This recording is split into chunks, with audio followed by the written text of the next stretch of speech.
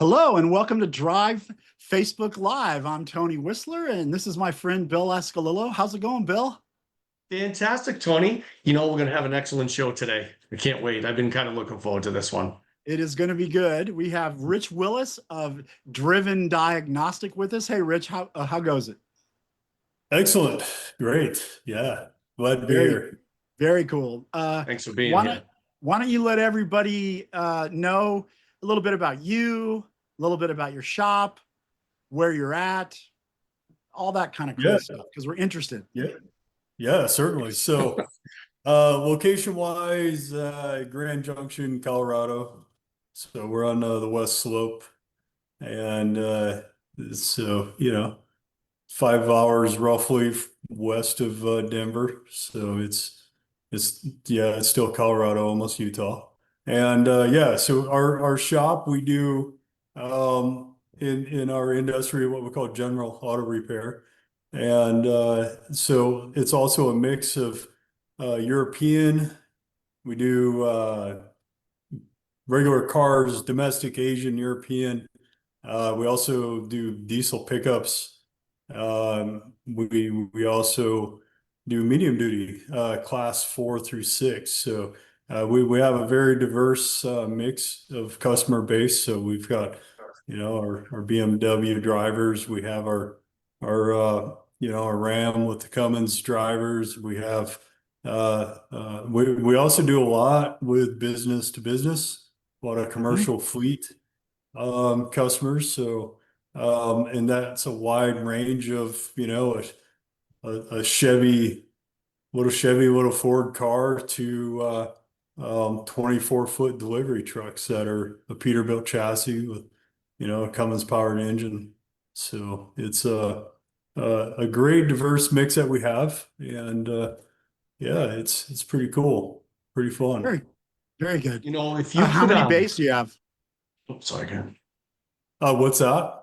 How many bays do you have? We have 4 bays. We have 3 doors. Our shop is very high ceiling, so our doors are 14-foot square, and we have like I don't know. I've never really accurately measured it, but there's roughly 25-foot ceilings. So we're able to run open top hoist in there, so we can lift the Ford Transit vans, like the plumbing, HVAC guys. We're kind of set it up to cater to that type of vehicle. So we can also get the 24-foot trucks inside the building Cool. and work on them in house. So Very good. yeah. That's awesome. If you don't mind me putting you in the hot seat for a quick sec, Rich, I bet you everybody out there, I could speak for everybody comfortably. If you don't mind giving out a little secret sauce, I hear that you do a really good job with fleet business and you have a fair amount of it. How did you get that portion of it going? I'd love to hear how you did it. And I know a million people out there love to hear it because everybody always wants to try to supplement their schedule with some fleet. And they always struggle getting some decent volume of fleet work. And everybody would love to know, what you did to make that successful as a portion of your business. Well, that's why I have a lot of gray hair now. That's part of it, but it's it's never ending. Honestly, doing fleet work is there's so many facets to it, right? It's not you got to have the techs that are adaptable to working on different types of vehicles like this. You have to have the service information behind it. You have to be able to quickly and conveniently source parts in that type of industry. And then on the flip side of this, you have to be able to cater and nurture the needs of business operators. You have people that have the fleet of vehicles, and they may not necessarily understand what's all involved with the actual operation of it, the maintenance side. So it is a challenging dynamic because you have to constantly be in communication with these folks and, try to also meet their needs to keep downtime from being a huge issue for it. So it's a completely different dynamic than working with regular customers, where in business to business, it's essentially a downtime thing. So that's the majority of it. The other bit and piece of all this is having a system in place that helps you maintain and track your customers' vehicles. So there's plenty of operations out there, Holman, Enterprise, Fleetio, etc. All these fleet companies that have different levels of service packages that some people follow through all those, and some people use the bare minimums on it. So with our customers that don't have that, I've actually developed a service like this that we can keep track of their vehicles for them and send them automated updates. However they want that, weekly, bi-weekly, once a month. So we just collect the mileage, input it into my system I built, and bam, it spits out what's due. Trans service, cool, coolant flush, whatever. We have different rotations on service. So there's quite a bit involved with this.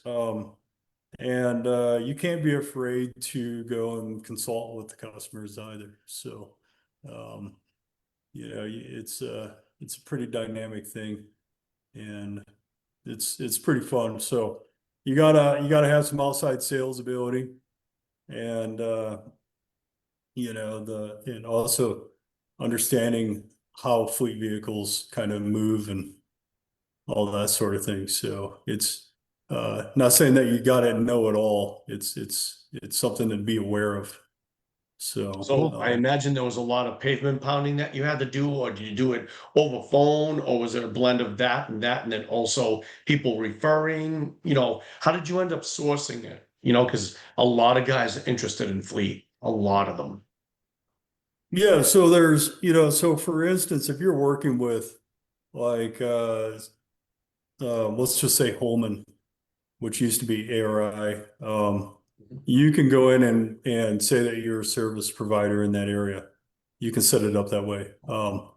So that's one method, right? You can do that through like Enterprise, Auto Integrate, and the other method is old school. It's like running around selling the old Kirby vacuums. You Yes. go up to the Those are door. not cheap. No, Going door to door with your vacuum cleaner The Kirby and a little vacuums, bag wow. of dirt. Yep. Yeah. If you don't So- mind me dumping this on what looks to be a brand new carpet, I can show you how this vacuum will work. Isn't that the pitch? That's the pitch. Yep. That's the Kirby Yeah. pitch right there. Yeah, so so that you got to go in. You got to talk to the right person, right? So you got to go through the front door, deal with the gatekeeper, get an email address, try to make contact, and it typically takes 4 or 5 times. So so that's part of it. Having a good thorough understanding of fleet operations as well, I think is helpful. So I guess that's kind of some of my previous history jumping off the ledge into shop ownership. I've run fleets for government and private entities. So it just kind of it's a supernatural thing for me to do. But anybody that's kind of getting started into it, it's like, go try it. Worst they're gonna do is tell you leave, don't ever come Exactly. back. And guess what? There's a lot more down the road. Mhm. Yeah. Very cool. So So I wanted to talk a little bit about your approach with Drive this year. You're going for a Master of Shop Management certification, right? And you'll get that that award at our expo in September. So I wanted to ask how that process has gone with you, because there obviously is certain steps and certain checklist items that have to be done to get to that point where you can be certified as a Master of Shop Management. How's that journey been? It's been quite the journey, that's for sure. So uh the it's kind of neat in a way because of the kind of reflecting back, going through all this stuff. It's a lot of workshops, a lot of coaching, a lot of training involved. That's half of it. The other half is the proofs in the pudding, right? You gotta be able to prove what you learned and what you know. And so by doing this and being able to reflect it in our shop operation, with not just numbers, but with our team, with our environment, and the overall operation is part of that. So it's cool to be able to lots of work. When I first saw it, I was like, oh man, am I really ready for all this? It's like, I just like, Yeah, yeah, why everything's not? gonna be peachy. Don't worry about it. Everything will be fine. Yeah, after I like Don't looked worry at about it it. 30 Well, seconds later, I'm like, no What problem. did I You do? got it's this. just one step at a time, my friend. It looks That's like right. you have most of your requirements in place, um, particularly from the workshop side, because I know that I've seen you in many workshops, and it looks like you have a long list of completed workshops. So that's a good thing. So you're a perfect candidate to talk about that aspect of the drive program, because obviously we have many aspects, but the one that's dearest to my heart, of course, is the workshop training. And what's your take on the workshop training just in general, and what experience have you gotten from it over the few years you've been taking workshops? Yeah, the workshop thing is it's always super valuable. Not the first time, not the second time, even the third time you take it. Like seriously, I've taken some of these things 3 times because you'll go through it one time and it's like, all right, cool, then you're out doing stuff, reviewing the notes or whatever. And then I take it a second time. I'm like, Tony, you didn't tell me that the first time, you know? And then I'm like, what the heck? I'll take it again, and there's always these little bits and pieces that you learn and pick up on. So a lot of these workshops I've done a couple times, and Yep.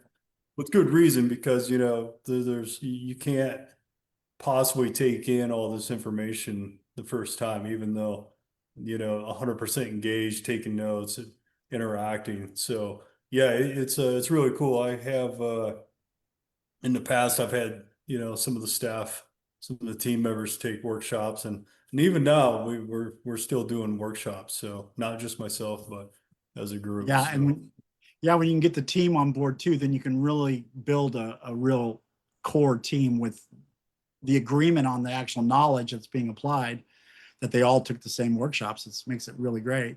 One of the things to keep in mind too is if you're taking a class and you're having some issue or problem, then you're going to find the data that's going to help you solve that problem. But you might not remember anything else. You might just, you know what I mean? It's not because you weren't Yeah. paying attention, it's because your focus was on the problem.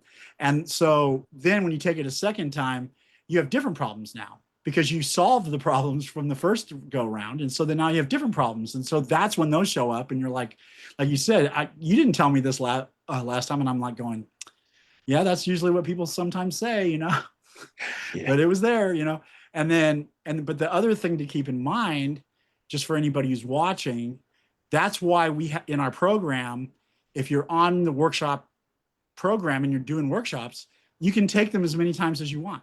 It's not like you're paying a tuition for every workshop. You just take the workshop and then you can take it again. You can take it again anytime you feel like it. Yeah. And that's a yeah, critical component to it, Tony. You're so right, because what a lot of people don't realize is they take these courses, exactly what Rich is saying. Well, Rich isn't the same person that he was 6 months ago. He's Yeah. gotten better, he's gotten more evolved. He's gonna pull different things out of it because he's gotten better. He's elevated. The people taking is elevated, and you're gonna get something different out of each time. And then exactly like what Rich said, well, you didn't really tell me that, Tony. Yeah, yeah, I mentioned it. Exactly.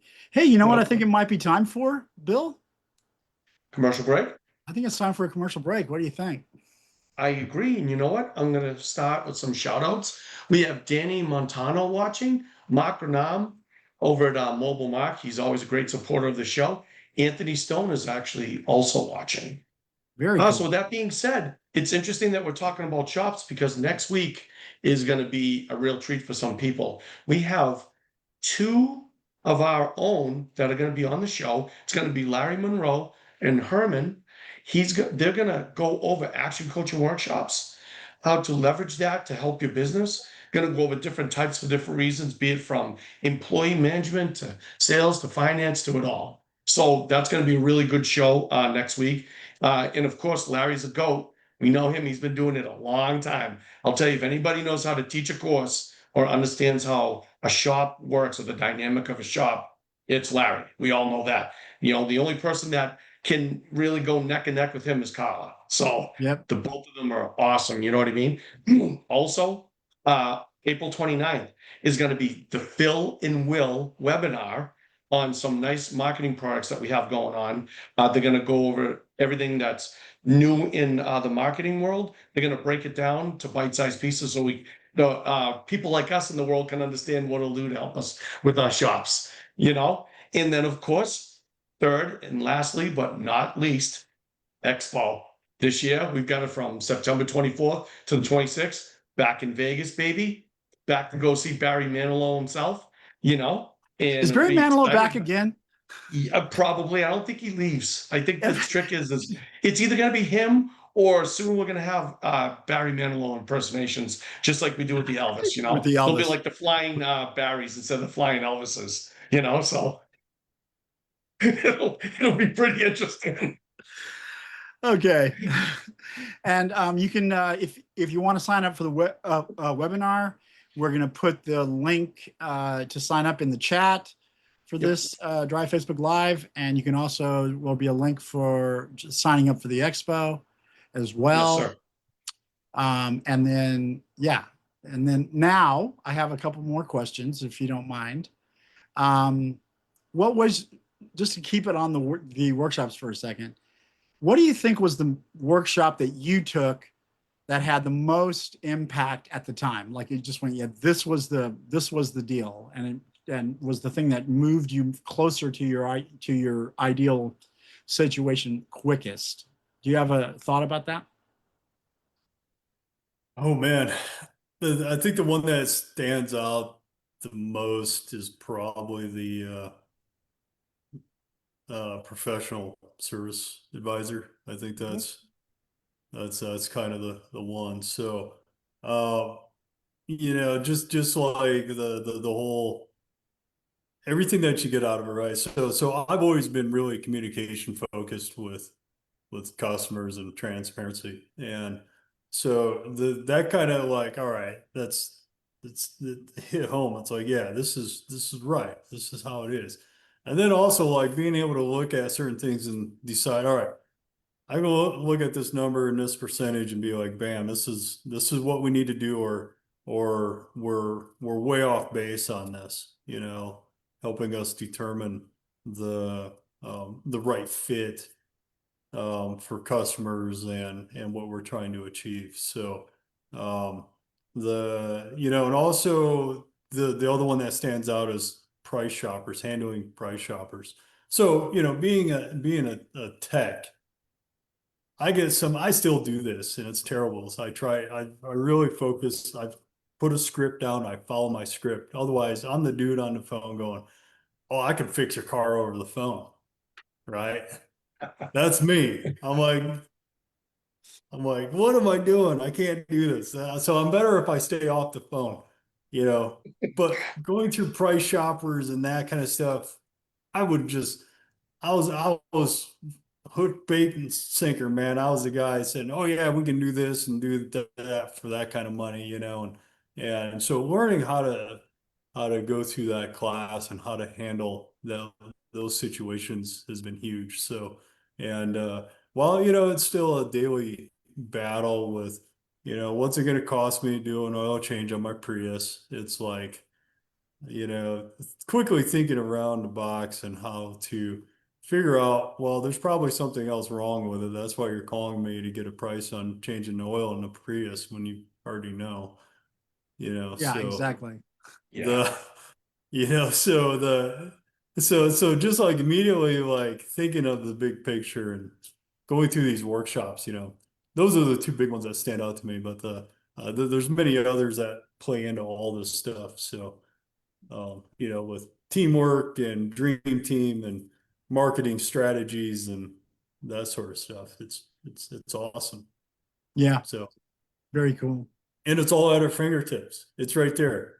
It's like as soon as we're done here, I could jump on a workshop and on something I'm struggling with or review what I've done to figure out like, oh yeah, that's right. I forgot Yep. about that. So it looks like Deanna is watching the show from the top 20 meeting, which is exciting. Oh, wow. Oh no. Yeah. I'll be So maybe broadcasting all of the even. top 20 folks are standing around her Now Rich is in the hot seat. looking at the monitor, watching the show. Yeah. So I'm so glad that happened. And we also have Michael Shiflett. He's watching. So that's cool. You know, Any Rich, thoughts? I'd love to ask you a question if you don't mind, because I know that there's a bunch of people that have struggled out there with this. And if you don't mind me asking, what brought you to the decision and how did you navigate basically replacing your entire team? Because every now and then an owner will say, you know what, I just got to clear the shop out, but then they never do, and they lose more by indecision than wrong decision. And so, what brought you to what were the factors that you considered when you were going to do it, and then how did you actually come to the decision and execute it?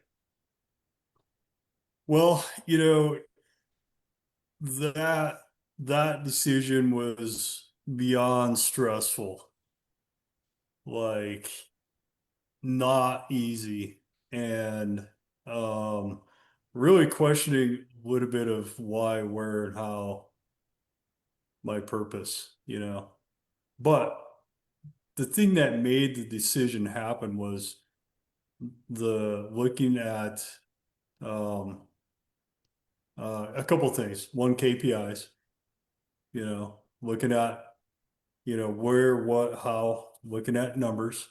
Um, the also one of the things I've started utilizing, I have a term is GWC. It's like you get it, you want it, you have the capacity for it, right? So you know, we have all the policies, everything that I've learned through all these workshops, you know, we have all the stuff in play, and it's like number one, if you don't have the G and understand what our purpose and what we're doing here, then it's not a right fit.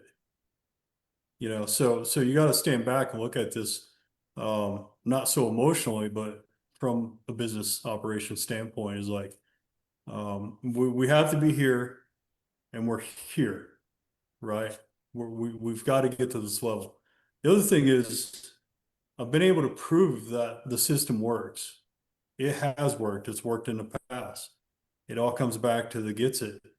Nobody gets it to want to make it happen because it's there, it can happen. It just comes down to the right people that have the drive and, you know, the personal motivation to want to succeed and make things happen. So there's so many elements to this, you know, and the where we are now is as far as our team is night and day difference. So because um, everybody has the GWC. Yeah. Now, when you say get it, you mean understand it and get an agreement with it. Is that what the get it part of that is? Yeah, exactly. It's like, you know, from being a tech, it's like, um, you know, I get what I'm doing. I understand the big picture here and I understand my tools. I understand the information. I know how to source the information. You know, I understand exactly what parts are in it, what methods I must do to achieve the results, you know, and, Yeah. you know, Then you have to it's want to like, do it. Yeah. exactly. So, yeah, that's how all that ties together. So, And Very was good. this done all at once, or did you systematically replace? it was systematically done in, um, 4 weeks time. So you know, and also to touch base on some of the other workshops like Dream Team recruiting. You know, you never stop recruiting. You know, so you got to have that kind of stuff always there. So, um, yeah, and you know, really, it all comes down to, you know, before I signed on with Drive, you know, it's like I had a pretty good understanding, but I'm always questioning this or that, and you know, it's like, you know, a broken arrow flying through the sky, you know, or what I like to say is it looked like a bluegill on the ice flopping around. So, Bluegill. Nice. so, you know, now, you know, all the workshops doing all this stuff, you know, and it's been awesome. It's been super good. Oh, Very cool. congrats. You know, I hear that it got really successful after you did it. And, you know, I will say, you know, envious because, you know, I've been in that exact situation too, when you're like, oh, you know what? I just like to get a broom and, you know what? Get back down to the clean floor and start over. And Yeah. it's like you said, you want to talk about not sleeping. That's one of those decisions. Yeah. Yep. Yeah, that's for sure. So, um, yeah, man, it's been something, that's for sure, you know. And I guess the other thing too is like I'm really hands-on. I'm really engaging, you know. I really enjoy doing all this. Um, you know, so being just a naturally, like, say, a diagnostic type guy, you know, I was like, I still get in there.